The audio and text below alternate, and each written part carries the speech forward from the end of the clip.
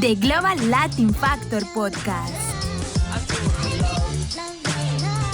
Welcome you and all to another episode of the Global Latin Factor Podcast, where we talk about Latino everything. And today it's a very, very special treat because we have a comedian, actor, voice actor, writer, producer, tequila expert, president and co-owner of Number JUAN award-winning tequila, a legend in comedy, diehard cowboy fan, recipient of the American Latino Media Arts Award, or ALMA Award, which pretty much used to be Latin Oscars Award, which is an award winning for the best American Latino that contributes to music, television, film, award that pretty much gives the award for the Latino that best portrays the way that Latinos are.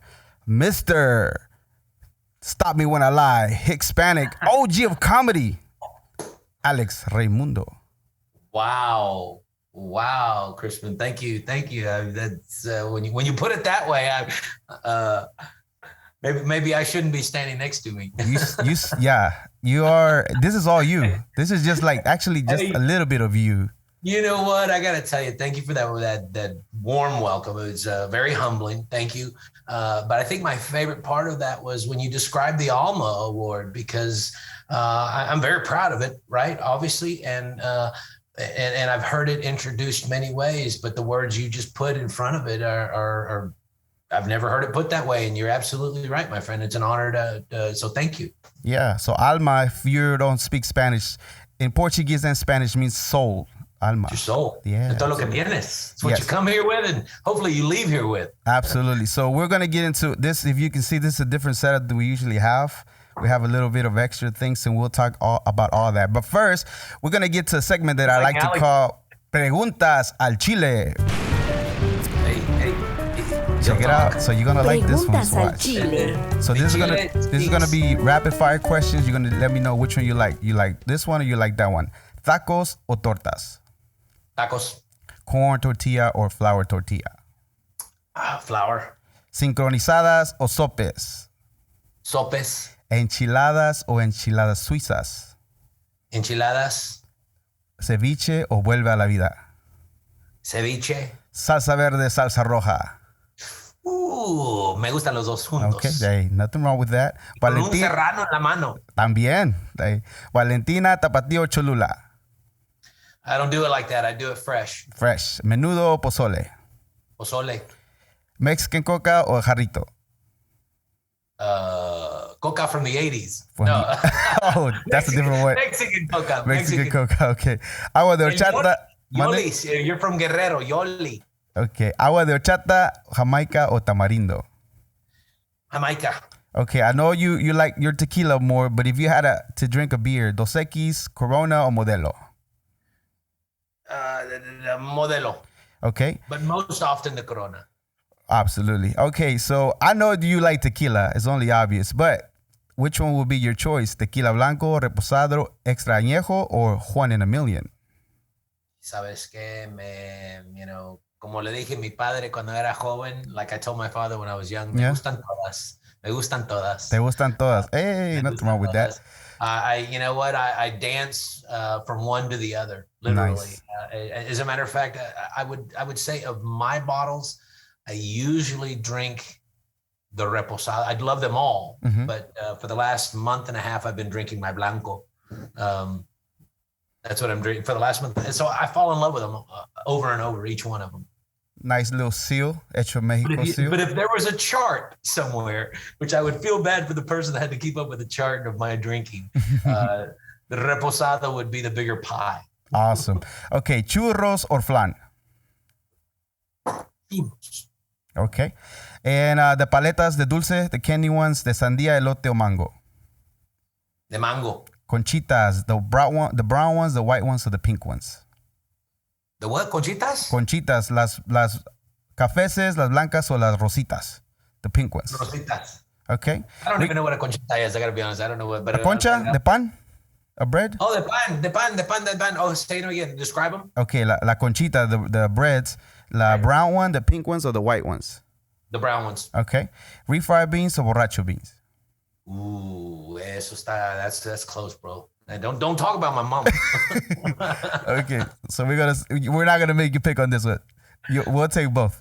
Okay, and for you, as far as the word Latino in general, what does it come to mind? What does it mean to you? If you feel like you have a definition for it, what does it come to mind? Oh man, mis papás. I like your style already, bro. Thank you. Mis papás. That's who I think of. Mi abuelita, mis tíos, mis tías. Me. Yeah. Mis hijos. Absolutely. That's a heavy talk right there. I like Absolutely. it. I like it. Hey, salud. Like, okay, so real quick confession. So one of the the agreements for us is to have some of your tequila here, and because you are a co-owner of this tequila, which is number JUAN Tequila, and it has 3 different expressions that we have here. And I'm gonna be honest with you, I might have not got in trouble before with the law about drinking, but what I was telling somebody earlier is like, let's say you don't smoke like weed, right? But let's say you have Snoop Dogg or Willie Nelson or somebody give you a joint. Yeah. You're not going to pass that opportunity. You're not going to pass that opportunity because to me, like I got here in the 90s, I didn't know no English whatsoever.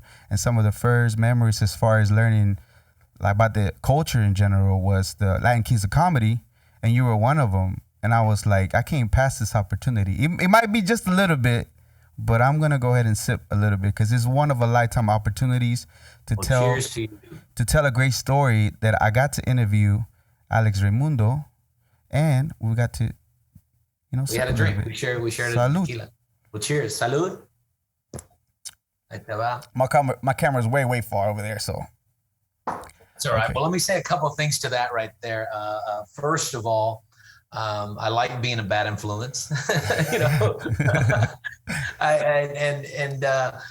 I have to say, for someone that has stayed away from alcohol, way to jump back in the pool. You had all 3 bottles, and for your listeners and your viewers, I'll let them know what you mean by all that is when people interview me and they want to talk to me, and when they do, which is nice, thank you for that.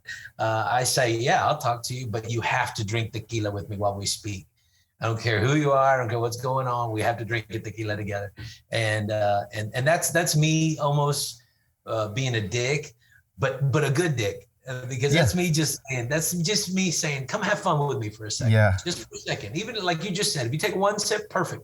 At least you can speak of it. And if you drink a lot with me, but then perfect too. So thank you. Thanks for joining the party. So I have already started spreading the cheers here, and one of our he's actually the son of the owner of the station. I gave him a little bit of tequila to try, you know how he described it? Hopefully he's over 21. I gave him the extra añejo, a one with the big bucks. Yeah. And you know what he said? This is how he described it. He said, dangerously smooth. Like this could get you in trouble because you don't realize how smooth it is, and before you know it, you probably sip through half the bottle. And here's the cool part.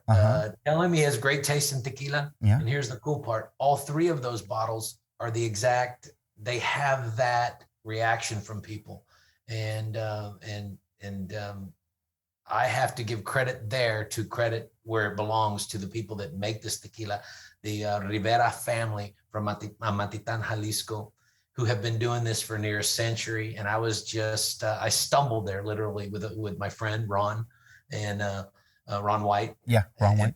And we tasted it and couldn't believe how great it was. And we just wanted to share the message to people.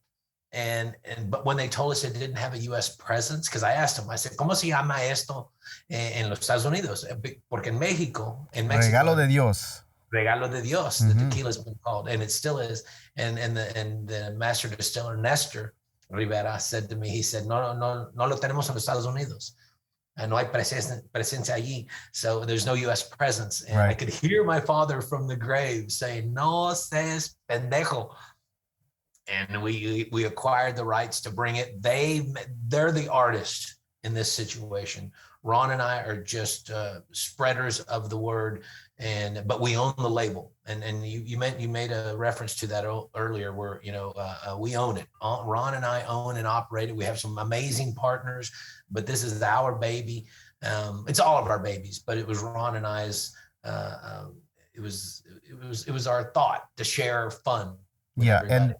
And we still do it. You should know that, everybody. More than 80% of this we still own. We operate it. Absolutely. Let me share also the bottle design is after the piña, the corazón, and also there's a picture right here, and the picture is of your father. It is. Which, as you were saying, like your dad would kick you, and I'm sorry for your loss, but it's a great honor as far as the way he was telling you, like, you have everything in Mexico, and now even the seal itself, the Hecho en Mexico seal, and the picture of him, I think you do him like a great honor, because now his face is everywhere, and he told you Mexico we have everything, and here we are, and we have it right here in a bottle. Again, you're obviously very versed in who you're talking and who you speak to, because I got to tell you a couple of things. It was so important to me, one, to have my father's face on there, to honor my father, because my whole life, my father, we came here when I was 2, but the entire time my father said, Alex, tu vida is in Mexico, even though he brought us here for opportunity. So it was important for me to put him there, right? Absolutely. And it was very important, and this is what people don't usually notice, to put the Hecho en Mexico, La Águila, on the bottle. I'm kind of amazed at how many tequila bottles don't fly that eagle, because that's the official stamp of Hecho en Mexico. Yeah. And so that means a lot to me. And I'll tell you, you mentioned earlier different set. When I talk to people, usually I'm down in the basement where my guitars are. Yeah. This is the upstairs bar. But check this out, everybody. I'm gonna have you zoom in for a second. That's my father's face, right? Yeah. Absolutely. Crispin mentioned that, but this is rare that people get to see this. See this photo right there? Oh yeah. Check it out. I'm going to show you this. This is an old vintage, like when you go and you put on shit from the 1800s. Yeah. And this is a photo of me and my wife and kids and my father. And the photo you see of my father on the bottle, we cropped it from here. Oh, wow. That's so neat.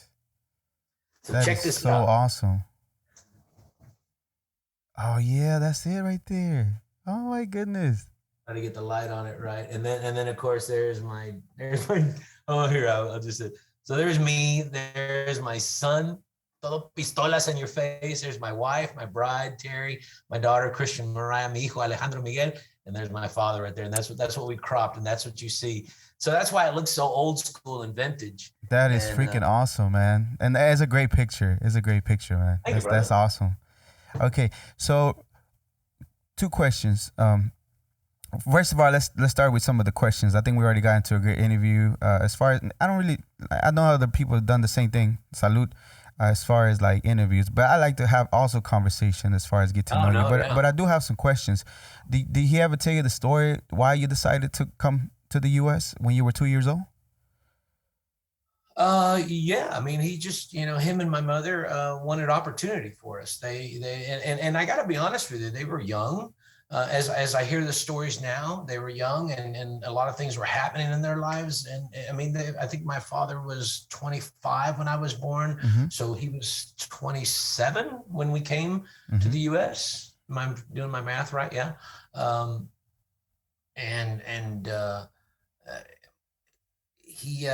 They were just looking for opportunity. My father was a cliff diver. He was a cliff diver in Acapulco. Oh, wow. But while he wasn't, I mean, he did that. It's not like that's how, I mean, he did that, but at the same time, he was running like the beach activities, or I don't know if he was running it, but he was there working the beach activities at one of the hotels. Right. And my mother was working at the same hotel inside, working and talking with people. And so my dad met my mother there.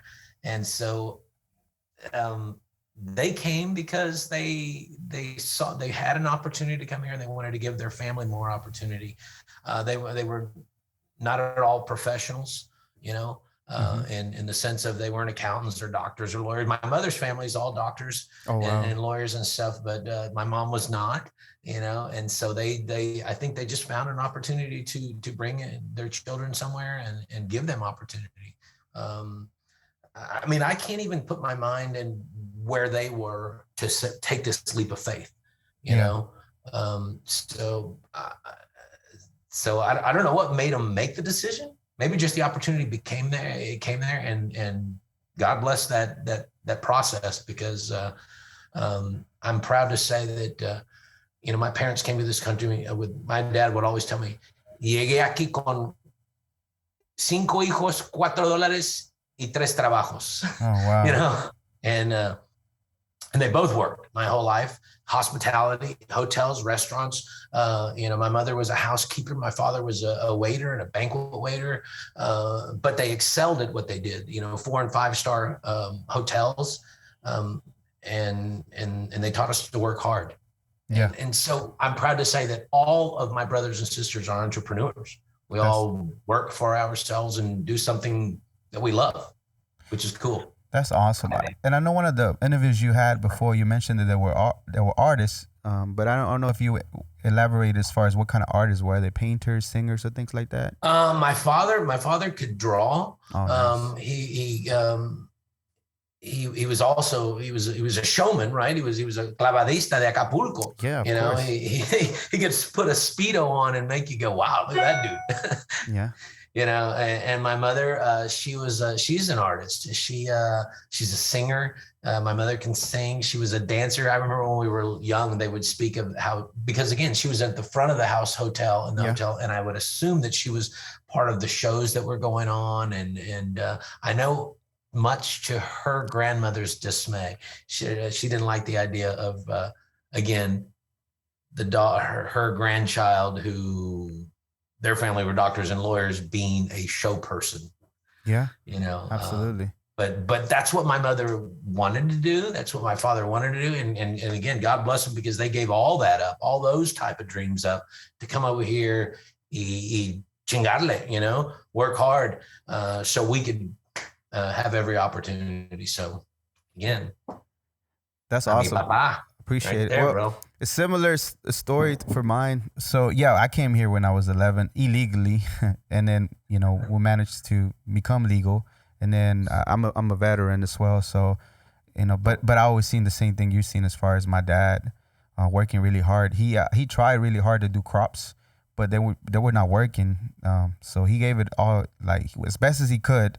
And then everybody was coming to the States for opportunities and things like that. So, and the same thing for my brothers. All of them are very successful in their own rights. So, and I think most of the time, Mexicanos, Latinos, our parents strive to get us to that place, right? There's nothing, of course, there's a couple people that fall off, but the majority of the time, we're trying to strive for the best. And it's awesome that all your brothers and sisters are entrepreneurs, and yourself. I mean, look at you. You have your own tequila, that you have and you're pushing. And it's amazing. But another question that I had is about... I'm sharing. I'm not pushing. I'm sharing. Absolutely. Oh, well, yeah. I'm sorry about that. You are enlightening the world with this amazing beverage that is from Mexico and is only made in Mexico and bottled in Mexico. Is the only place that in the world that you can get this with the blue agave. Now, another question that I had is that the...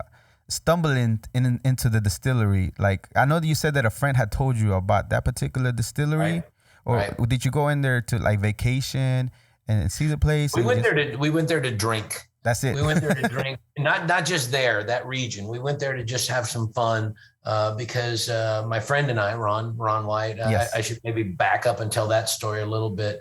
He and I have been friends since the beginning of what we do for a living, our adult life. Which is 1986, September. It's tough to 17. say that I can't believe I just called us adults, but but the truth is, back in 1986, he walked into a comedy club to do stand up and try his hand at this. And before he went on stage, he went to the bar and he ordered a Budweiser and a shot of tequila. And on that day, true to my family's, where I grew up, hospitality, Alex Reymundo was the bartender. And we both started doing stand up in the same club. We went on to quit our jobs. I was a bartender. He was a window salesman.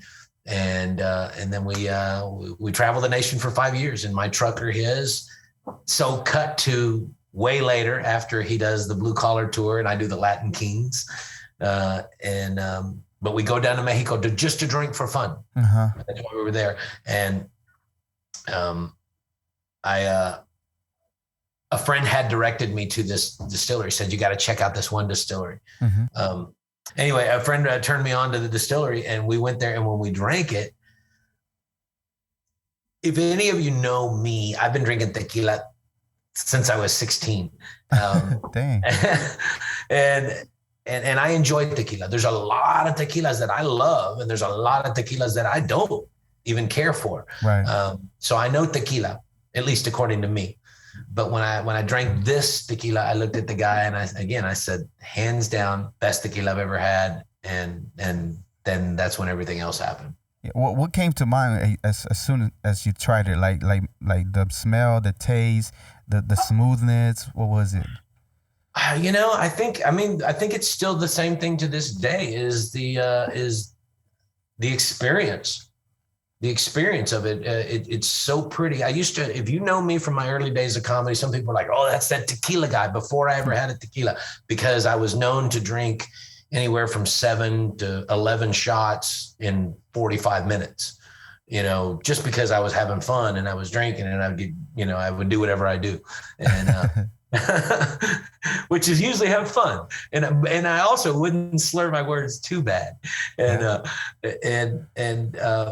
So I know tequila, but again, when I drank this tequila, I was like, I've learned to enjoy it. I sip it now because the experience is amazing. And I think one of my favorite parts of it is the sustain that it has. Like right, look, I poured this when we started. I'm just sipping it. Sip it.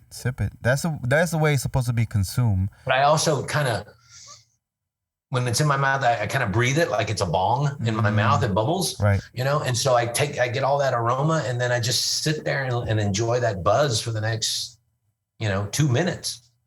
Wow, that's very interesting. That's how you should drink tequila, everybody. Yes, no shots. Like I always say, no con tu pinche lime y sal y que la chingada. That's the bad tequila. Well, not the bad. The quality of tequila is not the best. If you have to do all that, you're taking bad medicine. If you have to, what they say, like put lipstick on a pig, it's just not gonna be that. Yeah. You just got to. That's nice though. Not to say that stuff isn't fun. It is fun to do all that. It's like rolling the joint. It's the funnest part is rolling it. Yeah, that's true. But so I went to pick up the bottles. I went to a store. I got 2 of them, and then you have one of them. So I had to go to another store, and I got soaking wet trying to get to that, but I got it. But you know what I noticed when I went to the bigger, I think it was Total Wines and stuff. I noticed a river of freaking tequilas, different bottles, all kinds of stuff. I mean, they have so many of them. And first of all, me, just personally, I'm not like a super big fan of the celebrity tequila. Right. Because I don't feel like I don't knock their hustle, right? I know what they're doing it for, the mighty dollar, but at the same time, this is something that is particular for Mexico to the world. There's a reason why I do. I have to defend them just for a second in the last part of what you said, because everything that they're selling is from Mexico, whoever it may be. But I agree with you in the sense of, and I just have to say something. First off, number one is not a celebrity tequila, and we're not here to hustle. It's me and Ron just sharing something that we discovered and we think is completely beautiful, and it's completely what we were doing the day before. We were drinking a lot anyway, and but it's funny you bring that up, because just yesterday somebody sent me something where somebody kind of put in a synopsis all these celebrity brands. And they mentioned number one in there, which again, I don't consider us a celebrity brand, but I was surprised to find out at least 3 bottles that I didn't know people that are celebrities that have tequila, and props to them, because they're spreading the word of tequila. Tequila is beautiful. The whole world should drink it rather than anything else. That's always been my stance. Now, if any of them, I don't know who, but if any of them aren't they weren't drinking tequila to begin with, well, then fuck them, you know, because then they're here for the hustle. Yeah. Because that's the thing. It's from us. It's completely genuine. I always tell people we're not selling anything. We're sharing the mood that we're in, and it's a really good one. And we welcome you to the party. But anybody that's slinging tequila, they're slinging the right message. Yeah. So that's where I was getting at, the approach and the humbleness behind and the honesty that I feel like you're putting, as far as you're not trying to sell it. You literally discover something and you want the world to know. And that's how I take it in whenever I see your interviews and different things like that. Yeah, and thanks for catching on to that, because again, I discovered it when I was 16, but at the age of I'm 57. At the age of 45, I discovered the best tequila in the world, Regalo de Dios, which turned into number one. You know? And that's the other thing that I was saying, like that. I'm glad that they are distributing our culture to them, but the genuine approach is the thing that I just like. I know that you're doing. You don't ride a horse, and you don't put a hat in on a regular basis. You don't walk through the agaves. You don't even know the people that actually make the tequila. You know what I mean? Oh, you're talking about them? Yeah, not you. I thought you were talking about me. No, I'm not saying your video from the drone. That was a nice video. No, not that. But I'm saying there's other celebrities, things like that. You know what I mean? To try to sell you. I was like, I got a horse in my backyard right now. No. I'm not you. I'm talking about in other celebrities that have nothing to do. Never touched a horse. Never wore a hat. You know, you're talking about all them other poses. Yeah, I'm like, I mean, it's cool that they spreading it, but at the same time, like, man, get to know really the culture, get to know the history of where it came from, get to know that it was something else before it was this, you know, like it was pulque, and then it became mezcal, vino de mezcal, and then it became tequila, and this is like the whole thing. And then you had a distillery that's 100 years, because I've been wanting to do an episode by myself with tequila, and I am going to, but at the same time, you're an expert in tequila for the same reason that I know that you know what you're talking about as far as even the aging of the tequila, like the agave, and all that. I've harvested it with the guys out there, you know, and not a full shift, not a full shift, but I've been out there and spent an hour with them harvesting. And then don't get me wrong, I'll put 8 hours in anywhere. I put it in my yard yesterday, but out there we were there to do a lot of things. But I've harvested with those guys. I've helped load it in the oven, and so has Ron. And you know, and I gotta say, you know, since we started number one, I go to Mexico. Voy a México cada año. Mm-hmm. Now I'm going 3-4 times a year, and I'm gaining. I've always had this pride, but I have this pride when I go there, de mi cultura, ¿verdad? And that we're sharing it. And when I'm there, I feel the way that my father described me when I was 12 and couldn't understand what the fuck he was talking about. I was like, what are you talking about? But now I feel it, you know, and I'm proud to also say that when we stumbled across Rivesca Distillery and the Rivera family, they had 13 employees that made Regalo de Dios for the production that they needed. Because I asked them, how many people are here full time? You know, what is this? How many people does this take? Today it's over 70, you know, and wow, because we're out there sharing the word and people are discovering it, which I take pride in, because that's us hustling. That's us, you know, that's us partying a lot, really is what it is. And I'm gonna ask about that here in a little bit. But another question they wanted to ask you is, like, I know you had a lot of interviews, different podcasts, different interview radios, whatever the case might be. But can you think of at least 1 or 2 questions that you wish they would have asked you, whether it was about tequila, whether it's about you personally, as far as comedy or anything like that? Does anything come to mind? No. I mean, I'll be honest. I would be making something up if I answered that question, because usually when I'm speaking to someone, I'm just trying to be in the moment, and you know, there has been times that someone doesn't know me before they come on, and I think that I get disappointed in those people, because not because they don't know me, because their job is they're about to interview somebody, whoever it is. Obviously, you've done a lot of homework. So I've gone away from some interviews going, this guy didn't know anything about me. They didn't know nothing. You know, they were asking me to talk. They were like, hey, so what's up in your life? You're like, oh, okay. Yeah, I don't like that. Okay, so one thing that I do appreciate about you is that one thing that I did learn in the military is integrity. And then another thing that I like about you is the fact that like you don't BS people if you don't know the answer. Like it's okay to say I don't know if you don't know at that moment of time. And that stop me when I lie thing, I think it really goes into your set because it's really you, right? You know, like if you don't know, you don't know. Why you want to add on a lie or BS your way through it? You know what I mean? And that's awesome. That's appreciated. Mejor me callo, you know, in that situation. Just, where do you think that came from? That's something I learned, I guess, a long time ago, but I also relearned it during COVID with my wife. I learned sometimes just shut the fuck up, Alex, if you don't know the answer. Yeah. But anything as far as your parents, like putting you in that, like you have to be as honest as possible because, you know, normally a lie's not really going to lead you anywhere, or eventually the truth is going to come out. So you need to be as honest as possible. Because I feel you are pretty honest, even the stories you're telling on your stand-up. You know, that's the only way I try to be, you know, it's the only way I know how to be. I mean, I don't know. Well, my kids just walked in, a couple of them, and there's been times with my kids or my friends or someone I'm working with. And I have to start by saying, I don't mean to come off this way, but I'm just going to tell you what I'm thinking because I don't want to hold it inside and be mad at you. Yeah. Because I got shit to do. Either we're working an event or I want us to be honest with each other. You know, I try to choose the right words.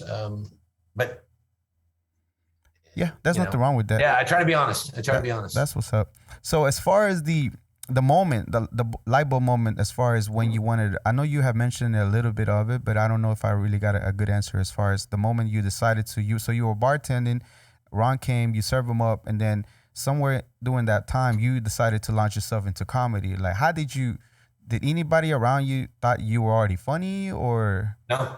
Not at all. You know what? Here's what it is. I think as far as me getting to where I'm at now, as a kid, I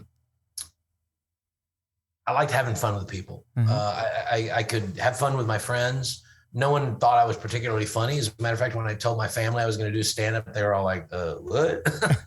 What is that? But how I discovered it, I like having fun. Mm-hmm. I'm a rock star, really, in my mind, in my heart. That's what I wanted to pursue, but I didn't have that talent and that discipline to do that. But I know I wanted that lifestyle. I wanted to party. I wanted to have fun. Again, I grew up in hospitality. My mother and father were, 4 and 5 star restaurants. So I was watching parties be put on all the time. I had an uncle who was a musician. We would go watch him play in bars and restaurants from, when I was a kid, just looking behind a little curtain. Yeah. And that inspired me. I knew I wanted that. And I happened to be, as a bartender, stumbled into the new craze in 1986, which was comedy clubs bursting all across the country. And that's when I met Ron, obviously. But I watched all of these great entertainers come through there every single week. And I got glimpses of some of them. And then I think I'd worked there 7 months before I saw the first show, when I went in and actually sat down and watched the show. Oh, wow. And I remember laughing so hard for 90 minutes that my face hurt. And I couldn't believe this new art form that I knew was there, but I had just really discovered for the first time, felt it. And then I was also watching all these guys that were entertaining people, just 250 people, right, go home with the prettiest girls in the room. And I was like, I want to do that. That's a good incentive. Yeah, it really was. It was, and again, I was chasing fun. And I wanted to give it a shot. And when I went up there for the first time, it can go either way or right in the middle. And for me, luckily, that first time it was enough. I'm sure it was horrible for some of the people that watched, but for me, it was enough to say, I think I can do this. And I did it again and again and again. And the first probably 6 times I did the exact same thing. And every time in my mind, that was great. And the 7th time, what I had just done the 6 times exactly before went horribly wrong. And I was like, oh, we went wrong. But I kept playing with it, and I knew I wanted to do it. And a year and a half later, I quit my job as a bartender, and I've been unemployed ever since. Nice. Now, was your process, salute, was your process writing the jokes, or was it just memory that you were remembering, or what was your process to come out with jokes? I've never been a disciplined writer. I don't sit and write. I don't write it completely out. My style is, I have a thought of what I think might be a good premise, and I might come up with a line or two that I do jot down just to help me go, I want to talk about that. And then I just kind of, I've done it all different ways. I've tried writing, but I've realized now that I'm older, that's not me. I'm not the guy with the notepad. I'm the guy that takes notes and I work them out when I get up there. I want to, whatever it is I want to talk about. And I've discovered, to be honest with you, I've discovered a lot of, the way I feel about things while I'm up there, because I just happen to speak of it. And I've seen enough shows, and I saw enough shows before that to know that the pressure's on, that you got to do something. So I have this mental pressure on Alex that, hey, you got to make something happen here. And so I think there's an internal clock saying, don't suck. Don't suck. I like that rule that you have. How did you know that? Well, I told you, I did my homework. You did do your homework. That's what me and my kids and my family, we say to each other right before you go on stage. Don't say good luck. Don't wish me anything. Say, don't suck. That's the only direction I need. Because if I have that in my mind, then I'm going to fight, and it's cool because my kids, I think in Red Mexican, my second special, if you watch the end, the credits, there's a lot of B-roll footage. We always have fun with that. But there's a shot of my kids when they're little. I think my son was 5, my daughter was 9, and they cuts to them. They're like, Dad, don't suck. Oh, wow. But what's cool is they're grown-ups now, and you can hear both of my kids on all musical platforms, Spotify, SoundCloud, iTunes. My son is Reymundo. My daughter is Mariah Reymundo. Check them out. Because now, literally this last weekend, they played their first outdoor festival. And they had a show the next night, and I look at them and go, don't suck. Oh yeah. Cool. Where was that at? What was the festival at? Here in Louisville, there's a festival going on this weekend called Forecastle, which is huge. But the weekend before, they do a festival called Porcastle, which is put on by the same people, but they focus on local artists. But it's also 3 days of a big stage in a big park. And my kids played on one of those days, and we got there. There may have been, I'm sure at the end of the night there were 200 or 300 people there. But when my kids played early in the afternoon, there were maybe 70 people and just 12 or 15 up at the front. But you know what? That's where you start. Yeah. And every show is different from the one before and different from the one that's coming. So I told them to embrace it. Your eyes like glitter and shine whenever you're talking about your kids, especially the fact that they're doing like their art part. I did hear Faded. And I heard the story what, dude? I get emotional. I'm not gonna lie. I get emotional. I'm proud of them, and I'm proud of my mom and dad. Yeah, for laying that foundation so they could do that. Yeah, I appreciate you sharing that. I appreciate that emotion. I'm sorry to me to maybe it's the tequila. Maybe it's not me or the That's why I love tequila, bro. I love tequila. But there's nothing wrong with that, right? As far as expressing our feelings, as far as like human beings, right? That's what we are. And hopefully if anybody's watching this and somebody, and God bless, somebody's going to go, pinche maricon. That's fine too. Yeah. But somebody's going, you know what? I'm going to, my kids, I'm going to let them, so inspire. If it inspires you in any way. Yeah, we need salud, because we do need, as Latinos, as Mexicanos, to be more supportive and show more emotion to our kids. Not in that sense, que maricón or whatever, but in the sense of like being proud and supportive. They're probably still working through their ignorance, you know what I mean? But as far as like supporting them, like that's a great man. Like the fact that you can show emotion. Again, my hats off to my mom and dad. They were always supportive of whatever we did. My mom and dad said to us, if I said, "Hey, I'm going to play football. Hey, I'm going to be in the play.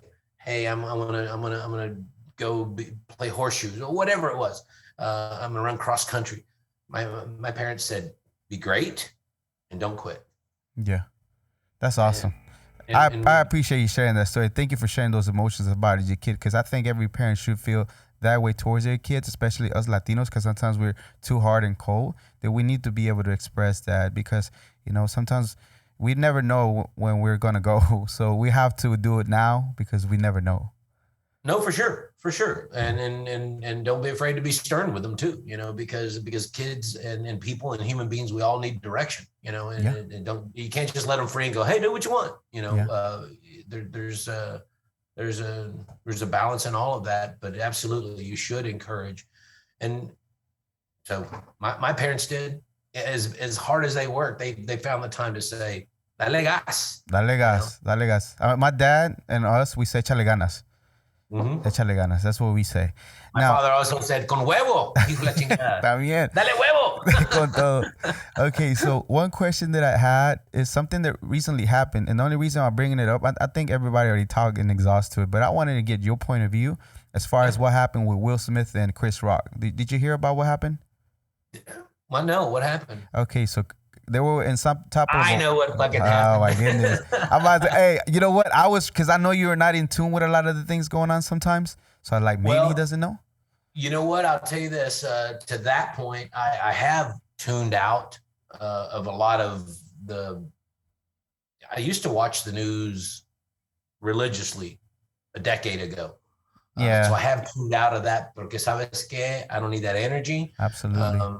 And I don't need that opinion shoved down my throat, whoever's it is. Yeah. I think you and I have the same view as far as we know the government, but we know there's another layer of whoever it is that pushes whatever it is. I don't own the TV for the same reason. I don't watch the news. Hey, here's what I'm going to say on that. Pay attention, everybody, porque ahí está el diablo. Yeah, absolutely. But as far as Will Smith and Chris Rock, let me ask this question make sure this you way. guys hear this. Okay, let me get three perspectives on this, right? Yeah, I want to get your perspective as far as when you saw it, your first thoughts that came to mind. The second part, I want to see what would you have done, and the third, it will be was there any logic behind what happened? So the first one was, what was your first reaction when you first saw it? I was shocked. Right, like everybody, because I saw one clip and I saw it I think I saw it maybe 7 hours after it happened. So I wake up early and I was like, what? And then the very next clip I saw showed the extended version where Will was out of bounds again, right?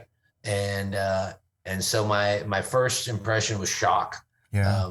And then what was your second perspective on that? As far what would you have done if it was you and it was him coming at you or somebody else coming as you're performing? I don't know because because I wasn't there on that stage, on that platform.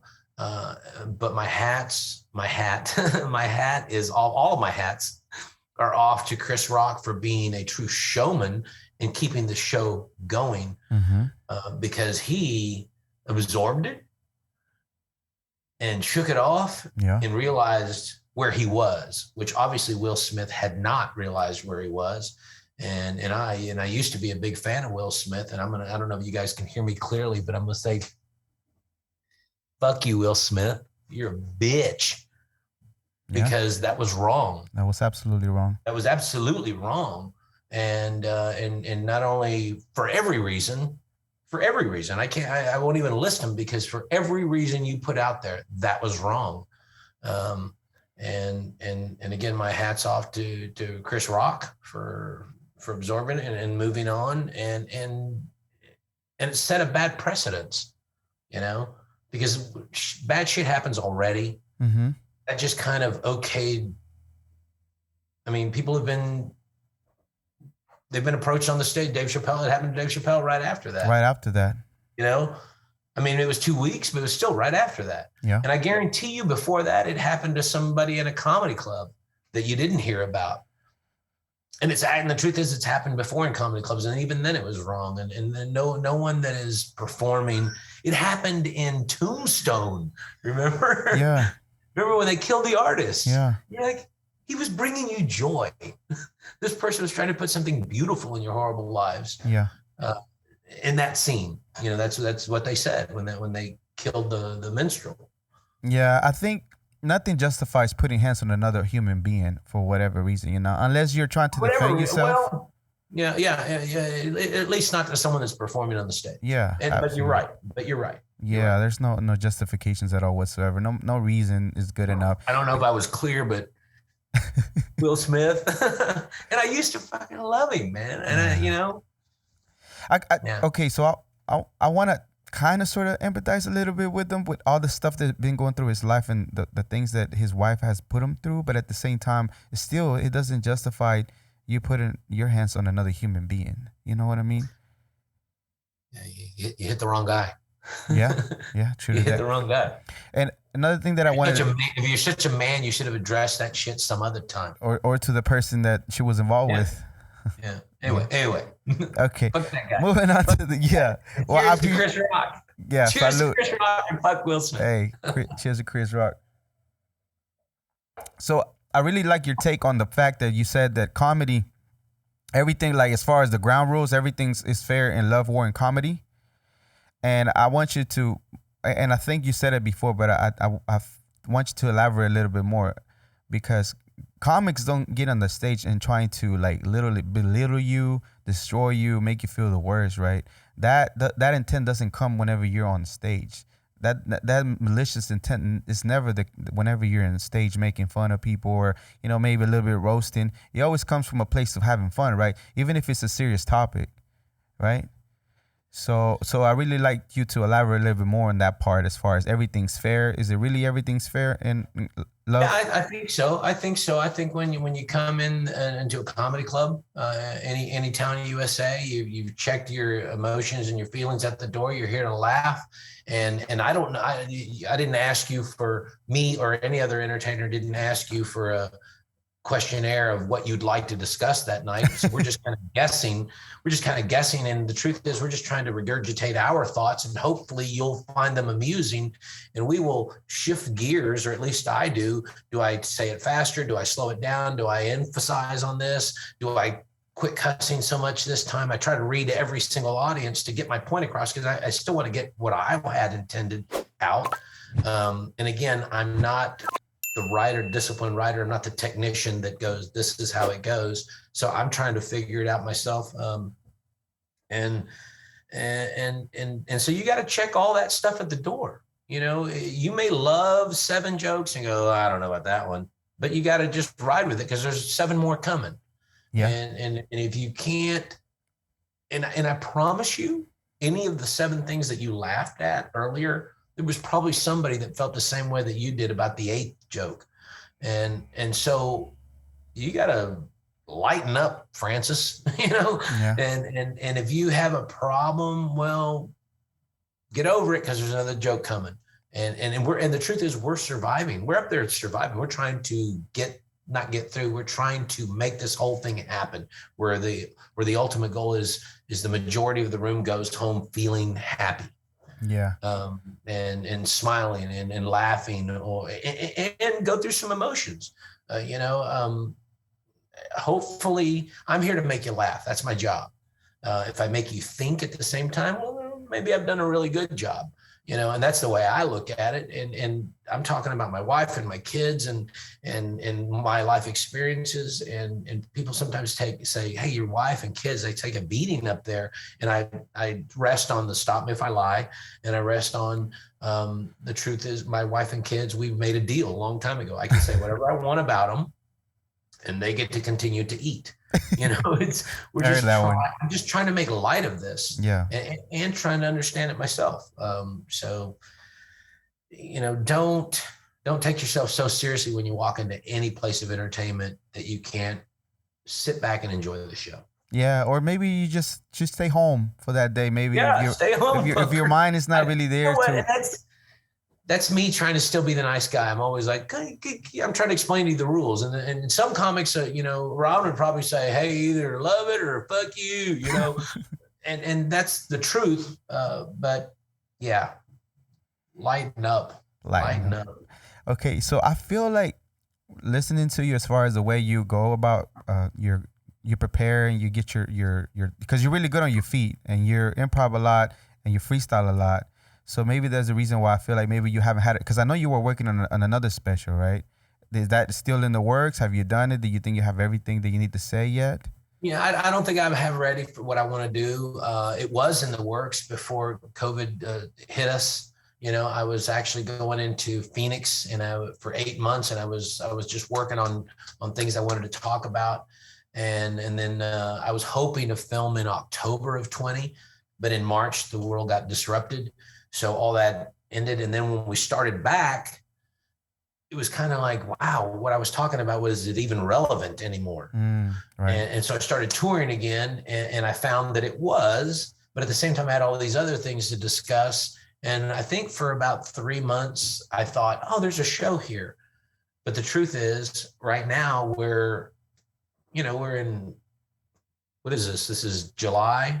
We're in June. We're in June of 21. So some of the things that I brought up right when I came back from the pandemic that have been getting big laughs and getting a reaction from people are starting to fade away. So now there's no sense in talking about that.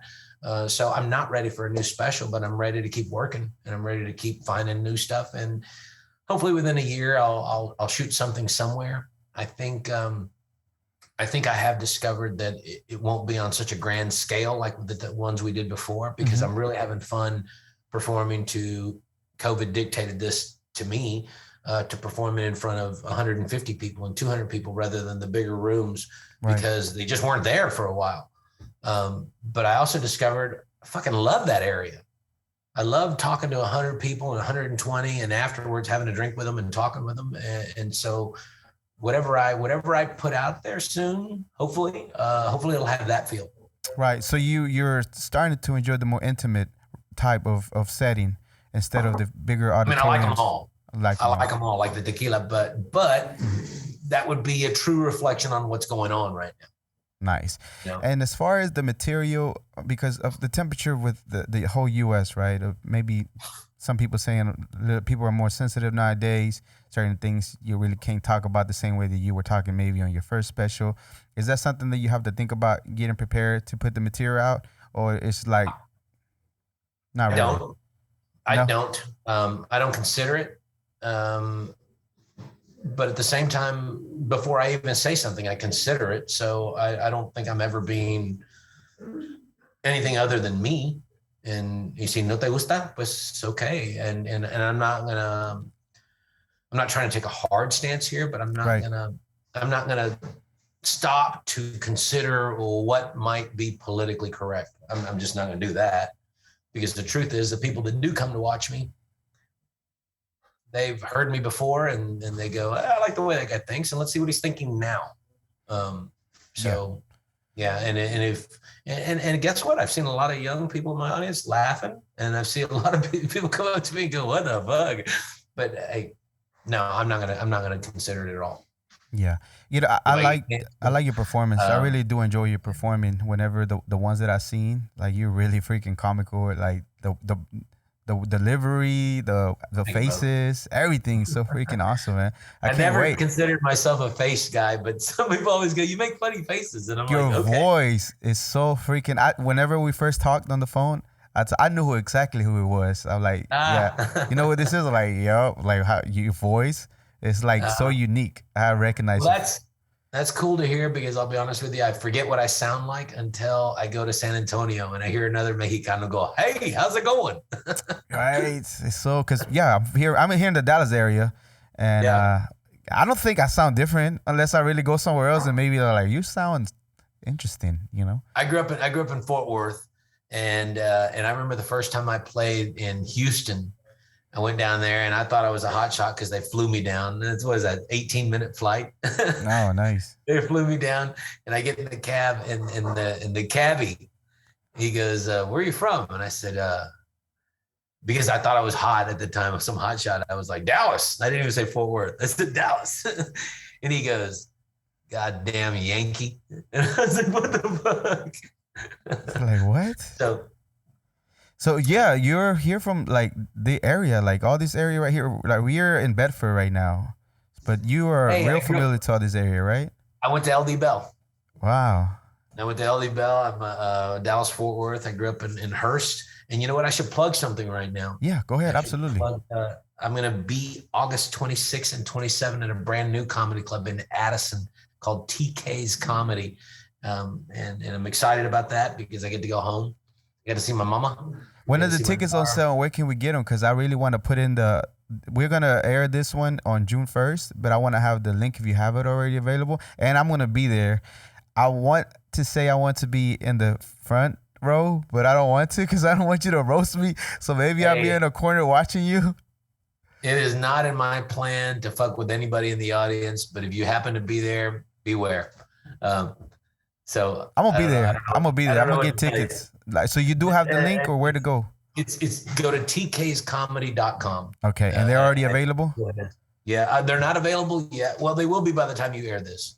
Okay, so by June 1st, there should be some tickets there. So that way I can go ahead and put it out and get some tickets moving. I'm pretty sure there will. I'll send you the link. I'm super excited for this episode, and I'm super excited to even talk to you. And I'm telling you, even though it's like equivalent, like as far as when I was growing up and seeing your comedy and like kind of sort of getting the language together because English wasn't my main language. And then understanding some of the things that were like, oh, wow. And that's pretty cool. Now, one of the reasons that I did the podcast, The Global Latin Factor, is just for the namesake, right? But one of the things that you said really stood out to me for the same reason I see it the same way, right? So when you were coming up in comedy, you went to California, you were super hungry, you wanted to take on, and you were killing it. And then you went to the Latinos and you see some great ones, right? They're still doing big stuff right now. And then it was awesome that you gave them credit instead. Like, ¿saben qué? Me los voy a chingar. I'm like, no, like, I have some work to do. These guys are really good. Instead of like, no valen queso, you know what? And that was pretty awesome to me. And the fact that you saw that there was kind of similar to you and there was a possibility that they were just like you, cafecitos, and then they were able to be there doing that and gave you kind of a little bit of motivation, like, I can be that person. I can be me doing that. You know, again, the fact that you even know that feeling that I had is pretty amazing because I had been out in the Midwest, you know, because I started in Fort Worth and I moved to Missouri, and I didn't move, but I started traveling the Midwest and got a lot of shows under my belt. And I went to Hollywood thinking, you know, feeling really good about me. No one knew my name, but they said, you can go here. And I just thought I was going to make a big impression because I had no idea how many Latino comics there were. And I stepped into the Laugh Factory on a Monday night, which they used to do 2 shows a night. And I watched some of the most incredible talent that I've seen to this day. You know, Felipe Esparza was there. Willie Barcena was there. Jeff Garcia was there. Gabriel Iglesias was there. Now, Gabriel was not there that night. Paul Rodriguez was there. Gabriel hadn't started yet. Oh, wow. Or maybe he was considering it at that time, but I hadn't met him yet. Darren Carter was there. There was Gilbert Esquivel, Rudy Moreno, Pablo Francisco, Freddie Soto. Some heavyweights. And I saw all these people because I really walked into that room thinking, oh man, I've got it Hollywood. You know, I'm gonna be a star real quick. And I watched all this great Latino talent, and they all had something different to say. And I remember sitting in the back of the room thinking, it's gonna take a little longer than I thought. But I was proud to be there, and you know, things. Paul, that was where Paul saw me, and he looked at me and he goes, you know, you're kind of different with this whole hillbilly Latino thing, and you know, I started touring with him, and that's where I met Joey Medina. Yeah, and it was hey, and guess what? To this day, you know, Felipe Esparza blowing up the world right now. Gabriel Iglesias blowing up the world. He just sold out the LA stadium, like Dodger Stadium. He just sold it out not even that long ago. Right. I mean, he had a big festival. It was a festival of comedy, right? And a lot of comics were there, and that's the power of stand-up. But that's also the power of Gabriel, and Steve Trevino is kicking ass across the country right now. You know, that's a boy that came out of Texas. Yeah. I want to say Houston. I could be wrong about where Steve came from, but and that's a guy that back in the day, Carlos Mencia took him under his wing, and he toured everywhere with Carlos, you know. So mad props to Steve, you know, finding the pulse of America right now. And it's just people speaking their mind, you know, from whatever perspective it is. I like the fact that you were humble enough to say, like, damn, I got some work to do. And then it didn't discourage you from keep doing it. Yeah. But you still on it, you know what I mean? You still keep at it. You still even better now with the tequila, and pretty much like we said earlier, man. Con huevo, chingale. Yeah, you know, absolutely. some Mexicanos got to keep working. Yeah, but you know, you did say something also in another interview, because it is true. The Mexicanos in California are not the same. I don't know if you notice Texas. every time you say Mexicano, I go like this. I go, ¿Qué pasó? but proud. The California Mexicano and the Texas Mexicano, we're just a little bit different. Even the speaking, right? Like, this is not like something that you add. This is just the way that you grew up talking, right? Yeah, it's we're different. We're different. I mean, you know, probably in el corazón, we're exactly the same, but we approach, you know, we've got different influences, you know. I'm a Southern boy, you know. Nice. So, have your son already began to? I know he's performing now. Has he? And I listened to the Faded track, and it was nice because I remember you telling the story about that. Now, are they working on actual projects now at this time? If you don't mind me asking. Yeah, you know what? He's constantly right. He's in the other room right now. Yeah, that's cool. He's constantly writing. He and his sister and his friends have founded a band called 222, and then they're just they're having fun. You know, they're making music, they're expressing their thoughts, which is cool, and check them out. SoundCloud, Spotify. Are you on iTunes, puppy? Yeah. On iTunes. Again, Reymundo, all lowercase. My daughter is Mariah Reymundo, and it's cool to hear them. As I like to say, it's their turn. You know. I remember being when they were babies and on tour with Paul. Oh wow! And Paul would speak of his son, who's a very famous skater, Paul Rodriguez, the skateboarder. Oh, nice. And not the comic. And at those times when he was 16, 17, Paul would tell me, "Hey, my son said, I'm going to make this name more famous than you made it." Oh wow! And that was. To me, I remember hearing that and thinking that's pretty fucking cool, and now my kids are doing the same thing, so it's cool. Yep. And songs like "Faded," like I was telling you about, and sometimes I hear their lyrics, and they're speaking of their life or whatever they think right now, and sometimes I feel it, and I'm like, oh yeah, I know. And sometimes like, hey, I think he's talking about me right there, but hey, again. You gotta let that shit go. He's trying to express himself. She's trying to express herself, and all's fair in love, war, comedy, and music, you know? Well, you got to make the arrangement whenever he makes it bigger, which he is, because he has a great example to go by. Just remember, tell him, you can make fun as me as you want to on your songs. Remember, you have to pay some of my bills now. Take care of some of mine now. Oh, man, trust me, he's got tab running because I got his ass covered for now. Well, so you are living you did and continue to live the rock star lifestyle, really, right? In a comedy sense, because you really actually fulfill your dreams as doing that. But I know that you really enjoy music too. Like I do. I love music, and again, if I had my dreams, I wouldn't say my preference because I don't know. But if I had my dreams, I would have been a big rock star. But again, I didn't have that talent. I didn't have that discipline. But I have that drive. And I've figured out a way to have fun doing whatever I want to do. And again, I was influenced when I remember my first concert.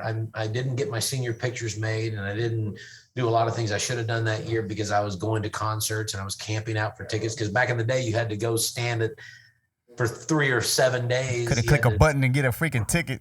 Oh, you had to camp out outside the Sears for the Rainbow Ticket Outlet, and you had to skip school all those days, and you had to call in sick because there were no cell phones. Anyway, it was a process. You had to earn that shit.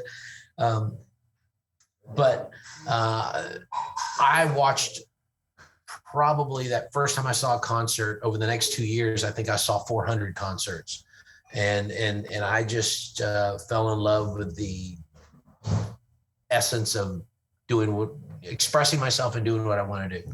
What was the first band that you watched and the very first concert? The first concert I saw was Van Halen, Fair Warning tour in 79. Oh, wow. 79. Is that right? It was Fair Warning tour. And then I saw every show that came to Dallas Fort Worth, even if I didn't think I liked the band, because I wanted to just go see the show. It's a great experience. I've seen Journey and Def Leppard and here in the American Airline, and it's just nothing beats like the live instruments. The whole thing is just crazy. It can't be touched. Yeah, the live experience can't be touched. And again, so I knew I didn't know what I wanted to do or how I was going to get there, but I knew who I wanted to be. And to this day, I dig the fact that. But you do be playing the guitar though, right? You do be. Yeah, I play the guitar. I'm not real good. I couldn't sit in with your band. I could sit in with your band and sing a song and have some fun. It's a start. Hey, you're way ahead than I am. I tried to play a regular acoustic guitar, but I think my fingers were too small, maybe too chubby. I couldn't get the hang of it, so I couldn't get it. It sounds like a personal problem. Whoa. Maybe I must start stretching, doing exercise. Okay, so motorcycles. You really like motorcycles as well, right? I do. I seen them. You put them on some of the specials. So, what is your favorite one that you have? Like, do you still ride? Well, I got to tell you, I love motorcycles. I rode them when I was a kid. As a young adult, I haven't ridden in a while. I'm a fan of a nice Harley, an Indian, and I don't ride now. I remember when my kids were before my kids were here. Me and my wife said, "Hey, if we ever have the luxury of doing what we want to do, let's get a motorcycle and get some chaps and ride." and when that opportunity, not that time, because hey, life does this. Oh, you go up and you're down. Life, one day you have everything, the next day you got nothing, and then you have something, and you got nothing, and you're struggling. And either way, we're all 3 months away from being homeless, right? It's all part of life, though, right? It's just a regular journey of life. That's what it is. Yeah. Sigues, dale huevo, dale huevo. But we decided we were going to buy a motorcycle and do that. But when that opportunity came, the kids were in the world, and we thought, you know what, we're not going to end up on the side of the road dead. Leave these kids with nothing, no parents. So I bought a convertible. And still feel the wind in your hair. Yeah, almost the same feeling. I got the long hair too, pero un chongoy. Yeah, yours is slicker than mine, nicer than mine. You even got the rocker look going, like forever. You truly are. Even though you're like comedian, that's just still the life. That's still the vibe. You know what? Yeah, I mean that for sure. That's what I wanted. That's what I have. That's what I keep working to have. But I say yes. Are you still? So are you back fully touring, or is that still in the works, or is COVID? You still waiting a little bit more? A lot of the places. I'm not waiting at all. I think in 2020, the first show I did was the very end of August. Somebody a private gig, right? Huh? It was a private gig. It was a private Cali, gig, right? Down in Florida. Oh, Florida. Well, actually, I'm sorry. You're right. It was a private gig in California that someone wanted me to do. And I hadn't done a show in 5 months. And so I contacted someone in Florida to go just work out and have a show at a bar. And so I did 3 shows in one weekend, which was enlightening. And it was what I needed at the time, because I was conforming to everything that the news was telling me. And I was, we were in our house and, all the shit we had to do. I was like, no, I need to get back out and work. This is ridiculous. And even in that time, we followed the rules, that this is how many people can come in the room. This is with a mask and all the shit, whatever, all that it was. I won't debate any of that at all. But I did realize I need to get back to work. And ever since then, I found places and states that would let us go work and follow their rules. Yeah. And I got back to work because I missed it. Absolutely. I missed, speaking my mind and having fun. Yeah, it's still crazy to me that almost a whole year we were locked in, like locked down, and go get food and that's it, and come back home and can't really touch people. It was all weird, right? I can't believe we fell for that bullshit. Well, yeah. And what was interesting too is going to different states and seeing the different degrees of this state said, fuck you. This state said, I get it. This state said, ooh, it was odd to step into. It was almost like going into, we just watched Doctor Strange, the metaverse. It was almost like stepping into different places, the degree of where that state was with the situation. And we complied, but I was also looking for, I want to go talk. Yeah. Okay, let's touch a little bit more on number one. So you really are a tequila expert because of everything that you talk about, like even to the point where even the soil affects the taste of the tequila, and all this stuff, right? And it's then important. The distillery itself, they don't cut any corners as far as the process, because if I literally just learned this when I was getting ready to interview you about tequila, right? Thank you. That is 7 years to age, like fully mature and ripe to where they actually, the jimadores, and you did the jimador job and then actually put it into the oven. Would y'all still use the old school oven, right? Not the new ones that you can cook it like this.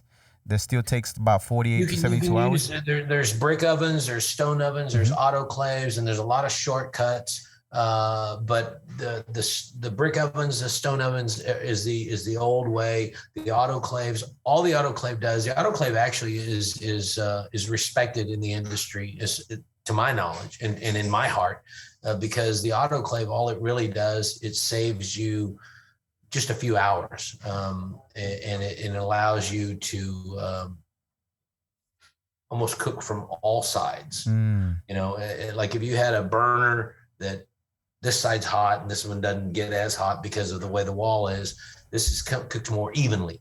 Right. But I don't think that's cheating the process at all. There's other processes that, there's, not to be too graphic, but there's some makers that are raping the land, taking plants at 3 years, and it's crazy. But they do processes to extract what they need from a 3-year-old plant rather than a 7-year-old plant, which again, it's horrible to see. It's almost like when you drive by. I mean, everyone loves a steak. I do. But when you drive by a field that's what they do, the meat processing plant, you're like, oh, that's horrible, and that's what some of them are doing. I'm proud to say that we do not. Our fields are 7 to 8 years. Maybe if they feel the sugar is right, they'll pull them at 6. Again, they don't compromise integrity for mass production, which is what we love about them. If I was to go in there tomorrow and say, hey, everyone wants cinnamon in their tequila because it's the latest craze, they'd go, get the fuck out of here. Sáquese de aquí. Sácate de la cocina, hijo de la chingada. And I love that about them because they're artists and they do what they do in making this. And the Rivera family, they make beautiful tequila. We spread the word, and I get to share their art. I'm like a producer in that sense, and I'm proud to say that number one, we work hard too. Just before this interview, I'm wearing this T-shirt tonight because we were just at a baseball game in my hometown, Louisville, promoting our tequila because we're the tequila of the baseball field, and so we're out there telling people there's margaritas and you can drink them and it's fun and all that kind of stuff. And we've grown again from 13 to 70 employees in the last 10 years, which is a nice growth. We are blessed to be on the cover of Tequila Aficionado this month in June. Oh, wow. Yeah, Congrats. It's kind of cool. It tells our story. We're releasing our 10-year anniversary bottle, which is Juan in a Million. You made reference to it earlier. You see the 3 bottles in front of you. We have this, I shouldn't even say we have, there will be for a brief moment, a 4th bottle that is an extra añejo, like the bottle next to you. But instead of 3.5 years in the bourbon barrel, it's 9.6 years. So just shy of 10 years in a bourbon barrel. And it's amazing. There's only 3,000 of those bottles, 3,000 of those bottles. And to tell you the story of that real quickly, when Ron and I started this venture, like I said, we went out and harvested the field, threw the agaves in the oven with the guys, and we watched them distill this tequila. And when they bottled it and they started to put some away, we said, let's pull this part away, because it was now our business venture. We're like, let's pull this part, and let's, instead of 3.5 years for the extra, let's just hang on to it and see what we do with it. And we hung on to it, and we hung on to it, and we hung on to it. And then we realized, hey, let's celebrate our 10th year anniversary that's been sitting there all that time. And we're releasing these 3,000 bottles, and they're called Juan in a Million. And if you think that extra añejo that you have in front of you is good, oh my God, wait till you taste this one.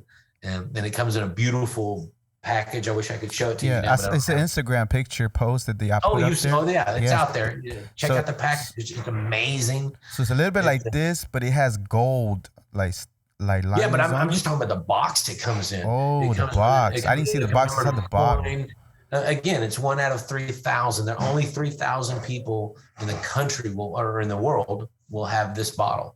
And then they're gone. And then, 2 or 3 years from now, we'll do another Juan in a Million, but something different that we already have in store. And we're not going to tell you about it yet, So how one can get a hold of one? How can one get a hold of one of those bottles? You can ask your liquor stores, say, hey, whatever state you're in. And I'm proud of this. We started this little thing in Fort Worth, Texas, and Louisville, Kentucky. We're now in 37 states and looking to be in 40 before the end of the year. That's 10 shy of the entire nation, everybody. Wow. That's just Alex and Ron and all of Team Juan, everyone that participates in what we do. Rich Espy, John Henner, Craig Turner. These are my partners. Eric Knudsen. It's nice, and our family and all the people that work for us. And anyway, Juan in a Million coming at you probably in 2 or 3 years from now. Another Juan in a Million take 2, because this one says Juan in a Million Roman numeral 1. Oh, nice. Yeah. Okay. So, no, you're super passionate, and it's always I love it. Always in your face, not in your face pushing it, but really carrying the message of what you found that you want the world to know that comes directly from the motherland, Mexico, and to tell everybody, hey, this is what we have. Now, even though you call it Juan in a Million, is there a particular name that the industry uses for almost 10-year-old tequila? It's an extra añejo. Extra añejo también. Anything over 3.5. I'm sorry, anything over 3 years, they call an extra añejo. They don't have a category dedicated to anything older than that. But again, 15 years ago, I don't know the history of this, but 10, 15 years ago, they didn't have a category for extra añejo. That was something they added because people started doing something. And so they had to, there's the blanco or silver or white or whatever you want to call it. There's the reposados, añejos, extra añejos now. I don't think there's a proper category for anything older than that now. Maybe I can start the new trend, super añejo.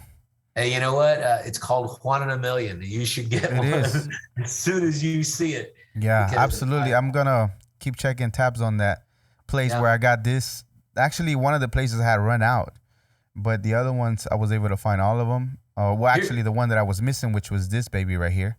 Here's my advice to you when you see these bottles, because hopefully you'll see this or Ron talking about it, or however you're exposed to number one tequila. When you see a bottle of it on the shelf, get it, because the truth is we're a small batch handcrafted tequila, and we're rare. We're not going to be in every liquor store. You're not going to see us everywhere. But when you see us, you should, if you got the money on you, because we're a premium tequila, we try to price it right to make sense, but you should buy it because you will experience something beautiful, and you might not see it there the next time. Yeah. So y'all want to keep it in that level, or do y'all want to really take it up a notch without disturbing the quality of the tequila? We'll never disturb the quality. I mean, that's our plan, because I know that's what they want. And I love their plan. And if we become like right now, this many people know about us. 2 years from now, if this many people know about us, we're gonna do everything that we can in our power to anticipate that growth and expand and do what we have to do. But at a certain point, there's only so many bottles. So again, if you see it, buy it, enjoy it, and I promise you won't be let down.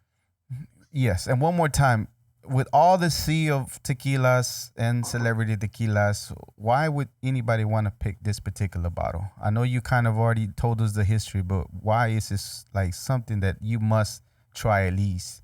And then from then on, you probably won't ever go back to something else. This is number one, Plain and simple. Yeah, I mean, genuinely, I'm telling you this. I've done the research. And when I say research, I've done the drinking, and many years, and you used to actually turn people to tequila. A lot of tequilas, and mad props to a lot of the tequilas that are out there because I enjoy them. I recommend go get yourself a bottle of Fortaleza. But again, like number one, it's not easy to find. You're not always going to find it, but when you find it, you're going to go, man, that's just beautiful. That's beautiful tequila.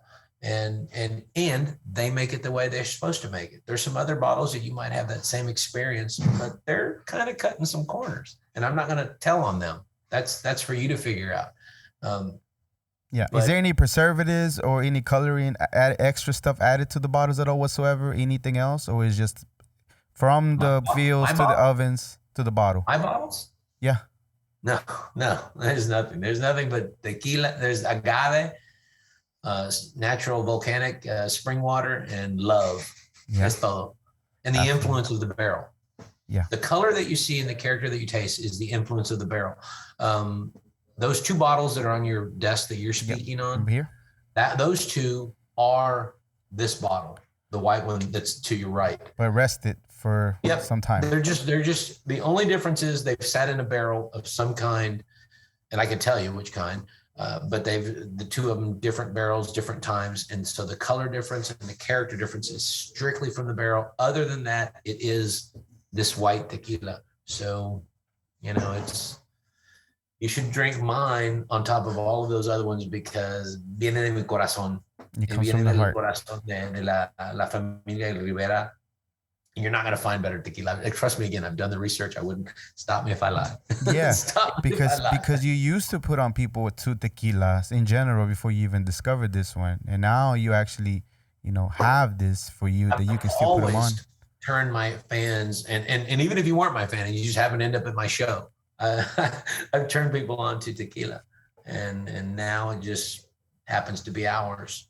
That's awesome. So, how does that sound? Let's say our tequila. How does that sound? My favorite thing is to pay money in a bar for my tequila, and my second favorite thing to see is my tequila bottle in an establishment that is not mine sitting on the table. That's and I just get, me da orgullo. Absolutely, and you should be proud because it is a nice presentation. And again, I'm not a big fan of tequila because I've known the bad tequila. Look at you drinking. Man, you know what? The longer I sip on it, the sweeter it's getting. Is that by design? Was I right about the sustain? Yeah. The sustain is just... Yeah. Very interesting. Nice. Okay, so you done different movies and voiceover. Is there any plans to do any more movies at this time? Is there any? I just filmed. I spent one day on a set of a new movie. It's going to be called The Best Man. Oh, and nice. It is an action film. The way it was described to me was it's Die Hard if it was at a resort and during a wedding. And it's exactly what happens. It's a thriller, action-packed movie. And the way it came to me is a family that makes a bourbon. Their son is a filmmaker. Nice. And a friend of mine said, hey, I know these guys out of Kentucky. They're making a movie, and the guy is really good at what he does. And they're going to have bourbon in the movie because this is part of the movie or part of one of the scenes. But they're also going to drink tequila. And they just happened to ask him, and he said, I know a guy that has a tequila company. And so I called the director and the writer, and which is the same guy. And by the way, this is a quality film. You know, Nice. Luke Wilson is the star, um, and I just spoke to the guy. I said, yeah, you know, we confirmed that they would use my tequila bottle in that, which was Wow. cool. And I just happened to say to him, and I don't even think he knew that I was a comic at the time. I'm Mm-hmm. just talking to a guy on the phone, and I said, and they were filming in New Mexico, which I just happened to be touring in. And I said, and when you film it, I said, if you need anybody, you know, a good guy or a bad guy, I could probably do it. And he kind of giggled. Nice. 2 days later, he called me and said, hey, man, I got a part for you if you want to do it. So I'm in the movie. My tequila's in the movie. And I'm obviously not the best man in the movie because I'm the first guy to die. I'm the Ouch. first guy to die, which is kind of cool. And anyway, so check that out. And as far as making movies and things, it's not something I pursue. I I like I love doing movies. I'd love to do more. It's not something I pursue. I really don't. I pursue stand-up shows, and I pursue living my life and running this tequila company. Because, by the way, I don't own it. I'm also the president. I run and operate this company. Yeah. But but I do like doing that stuff, and you know, it just, there you go. It kind of just stumbled into that. That's awesome.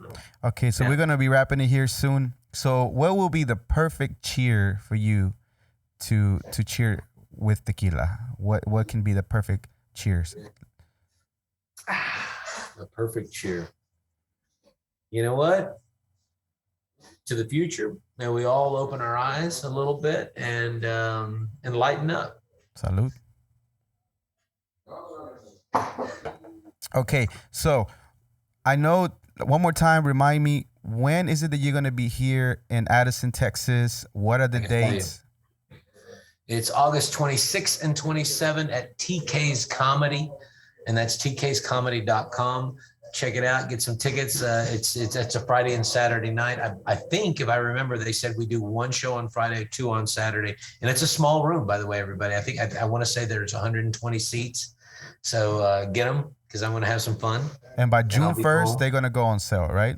Yeah, they go on sale June 1st, or yeah, right around that time. Okay. I would say that's it. Oh, hey, you know, this is kind of cool. I don't know if I mentioned this to you when we spoke about coordinating this interview,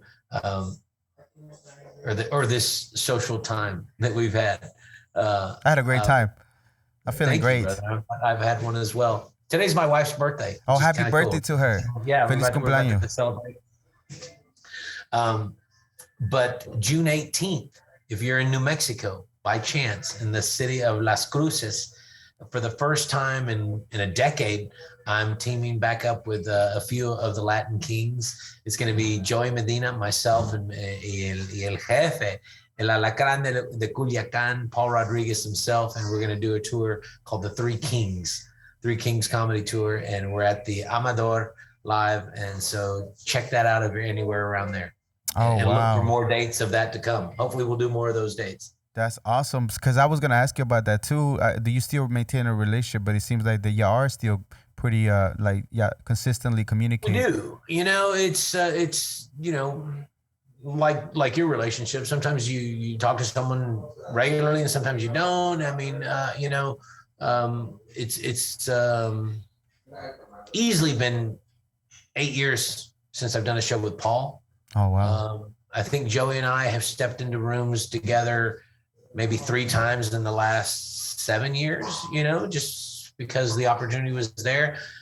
Joey was my roommate and one of my best friends for a long time, and still is. And so, as is Paul. I'll be honest with everybody. I don't know George as well. You know, we did a lot of shows together. And Cheech and I are friends. But I don't know those guys as well I do the other two, because the other two we toured forever together. Yeah, and it happens, you know, because, you know, some personalities don't click, or just no, it wasn't about personalities at all. It was just different things going on. Okay, so mostly the touring that brought y'all closer together. Yeah, I mean, Paul and Joey, and again, the Latin Kings was birthed out of Paul's presence. And when the kings of comedy, Cedric, D.L. Hughley, Steve Harvey, and the idea is meal, and who am I missing there? I'm trying to Cedric think the too now. Entertainer, Steve Harvey, Bernie Mac, and D.L. Hughley. When that released, Paul enjoyed it like the rest of the nation did, but also thought we should do a Latin Kings. And at that time, because Paul had seen me at the Laugh Factory and we were touring. It was his tour. I was just the opening act, and Joey was one of the opening acts at different times. He said we should do a Latin Kings of comedy. He didn't think of me and Joey. He was thinking the Latin Kings are Cheech, George, and Paul. They were the kings. Yeah. And arguably at the time Carlos, but they were the three kings, and a lot of younger comics performed on that show. But Paul told us, he said, 2 of you are going to make the cut for the film. Yeah. And for whatever reasons, Joey and I were the ones that were, they said, okay, you guys made the cut. No, because you really did bring a different approach and a different view as far as the way that they were doing theirs, and compared to you, you have your own unique way. I think all those things were taken into account. Again, there were several, if not, several is 3, but more. There were easily 5 to 7 other Latino comics that filmed that special, and there were 4 different shows, and I only performed on 2 of them. Oh, wow. But, for all the reasons they chose, for whatever reasons, they ended up going with Joey and I, and I'm blessed because of that. And those other comics have gone on to do great things. They just didn't get picked for that at that time. So they wanted a young feel, showing, hey, this is what's happening now. And yes. That's awesome, man. Yeah. So, okay. So besides what you can find now, like if somebody was to research you years later on Google, what else do you expect them to find besides everything else that you have accomplished already right now? Like if you Googled me 2 years from now, ¿qué quiero que está allí? Yeah. Or in the future, years from now. I just hope, I ask myself 2 questions on a regular basis, to no matter what I think about doing. Is it real, and is it from my heart? And if I'm doing that, then it's okay. So I don't know what it's going to be. I don't know. I was just talking to a friend of mine today because I'm watching my kids play. And then again, I wanted to be a rock star, and now I want to just start this local band. And if so hopefully in 3 years from now, when people write something, they'll be able to say, oh, and check out his band. It's not a band that's going to go out there to, try to sell, a bunch of tickets, but we're just going to be a band that has some fun. But whatever I'm doing, I can promise you, I'll be inviting you to some kind of party. Awesome. And I hope you join. Awesome. And then the other last question for me is the party part. Why, besides you seeing your parents working in that industry, why is it super important for you to like you always bring up the word party all the time, right? Well, and by the way, when I say party, I don't mean get fucked up. I don't mean that. I don't want you to get me wrong. I remember being. And if you see that interview on Tequila Aficionado, I mentioned it. I remember being 16, 17, and my mother asked me to come talk to her about a dónde iba a ir mi vida, where my life is headed. And I'll be honest, my mom was so busy. We didn't have the funds to go to college and do these things, but she wanted to know where my focus was. And the night before I went to see my mother to speak of this, I went to see a band. And not a big band, just a band at a barn in Texas. I think it was Azle, Texas. You know the area because you're absolutely. And at that time, this is 35 years ago. It was longer than that. It was 40 years ago. That was not developed. It was in a barn, and there was a band, and there was craziness, and I loved it. But I remember having a great time. And the very next day when I went to see my mom about where my life was headed, I remember telling her, and I wasn't reluctant because I wasn't saying I just want to get fucked up. Mm-hmm. I said, Mom, if I could figure out a way to party for the rest of my life, I think I'd be the best at it, or one of the best, because I just wanted to show people fun. Again, I grew up in hospitality. I was watching these things. I was seeing what I loved, and I like it. I like spreading joy. Yeah. And so that's why the word party is important to me. And by the way, if you go to numberjuantequila.com, which I hope you do, mm-hmm. Ron and I have started an army. We've started an army called the Army of Juan. And we're looking for people to spread this message, which is exactly what you asked me. And it's so genuine. And you know, there's all things you can do, but what we try to spread, Ron and I have said it to each other forever.